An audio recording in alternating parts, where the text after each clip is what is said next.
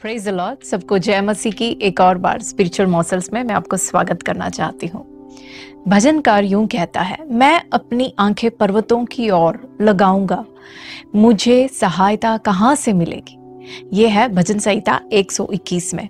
भजन संहिता 120 से लेकर 134 तक के जितने भजन हैं, ये सारे यहूदी लोग जब साल में जब वो यरूशलेम की ओर तीर्थ यात्रा में जाते थे, अपने पर्व को मनाने जाते थे, उस वक्त वो रास्ते में गाते थे।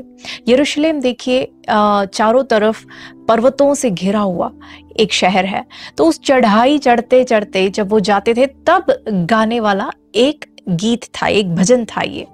तो यहाँ पे ये जो भजन संहिता लिखने वाला व्यक्ति है, वो इन पर्वतों की ओर देखते देखते वो कहता है, मेरी सहायता कौन से पर्वत से आएगी।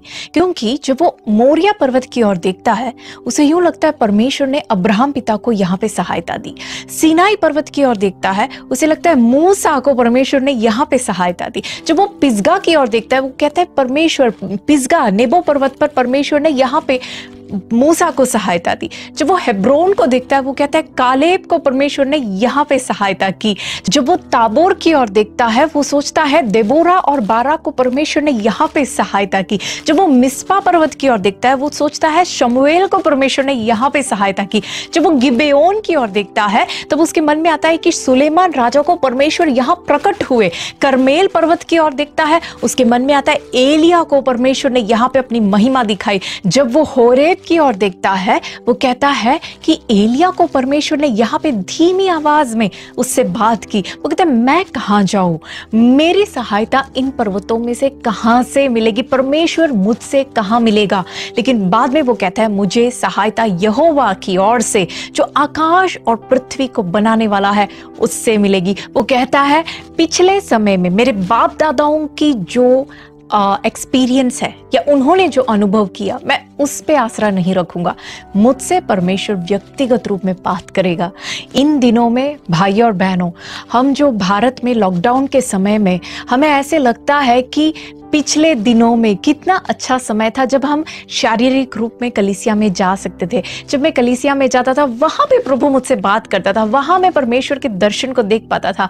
काश मैं ऐसे कर सकता। लेकिन आज जो भजन संहिता लिखने वाला है, उसके दूसरे आयत में हमसे बात करता है। वो कहता है कि भाइयों और बहनों, कोई बात नहीं, चाहे आप शारीरिक रूप में कलीसिया में जा पाए या नहीं जा पाए, आकाश और पृथ्वी को बनाने वाला परमेश्वर, चाहे आप पृथ्वी के किसी भी छोर पर क्यों ना हो, आज वो आपसे बात करेगा। आज मेरे आवाज को सुनने वाले मेरे भाई और बहनों, हो सकता है आप किसी अस्पताल के कमरे में हो सकता है आप ऐसे कमरे में हो जहां आपके पास किसी को आने की अनुमति नहीं है, लेकिन परमेश्वर का वचन हमसे कहता है कि आकाश और पृथ्वी को बनाने वाला परमेश्वर, इस संसार को बनाने वाला परमेश्वर, वो आपके उस कमरे में आज आपके साथ व्यक्तिगत रूप में आपकी सहायता करने के लिए आएगा। हमें किसी और के अनुभव में हमें निर्भर होने की जरूरत नहीं है। हाँ, सही बात है, पिछले सालों में, पिछले समयों में, बीते हुए समय में हमारे बाप दादाओं के साथ परमेश्वर ने व्यक्तिगत रूप में बात किया और उनके सबके अलग अलग अनुभव है। लेकिन उनके अनुभवों को याद कर कर हमें चिंतित होने की जरूरत नहीं है कि हमसे प्रभु कब ऐसे बात करेगा या हमें इस प्रकार के अनुभव कैसे मिलेंगे। कोई बात नहीं, आज हमारी परिस्थिति में हमारे साथ परमेश्वर व्यक्तिगत रूप में एक अलग रीति से बात करेगा। जैसे उनके साथ बात किया वैसे नहीं, लेकिन भजन संहिता लिखने वाला हमसे कहता है कि हमारी सहायता उससे डायरेक्ट आएगा। हालेलुया। इन दिनों में परमेश्वर की आवाज को व्यक्तिगत रूप में सुनने में परमेश्वर आप सबको मदद करे। God bless you.